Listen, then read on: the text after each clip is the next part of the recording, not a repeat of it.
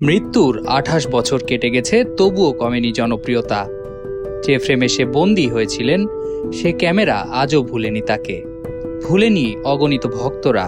তার বসবাস কোটি ভক্তের অন্তরে অন্তরে। প্রতিনিয়ত ভক্তরা তাকে আকাশের ঠিকানায় চিঠি লেখে।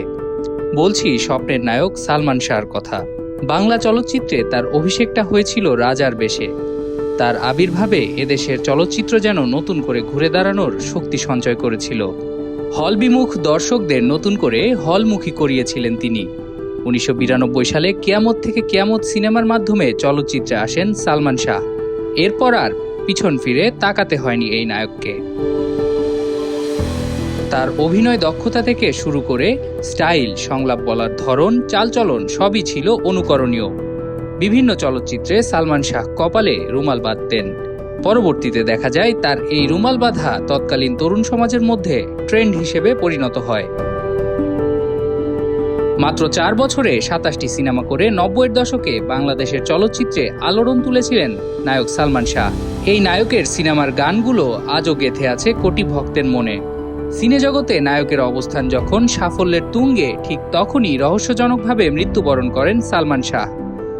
স্বপ্নের নায়কের সব স্বপ্ন সেদিন মিশে যায় মাটিতে। চিত্রনায়কের নিথর দেহ সিলিং ফ্যানে ঝুলন্ত অবস্থায় পাওয়া যায়। খবর জানাজানি হলে হইচই পড়ে যায় সারা দেশে। ভক্তরা কোনোভাবেই এই মৃত্যুকে আত্মহত্যা মানতে নারাজ।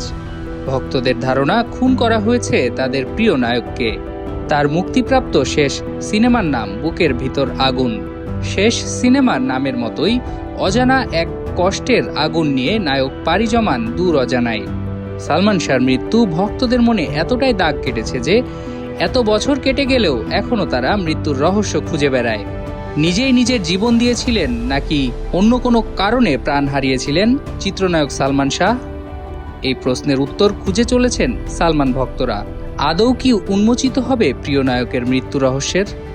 জানা যাবে কি কেন অল্প বয়সেই পৃথিবী থেকে বিদায় নিয়েছিলেন সবার প্রিয় নায়ক সালমান শাহ? নাকি রহস্যাবৃত্তেই থেকে যাবে পুরো ঘটনাটি?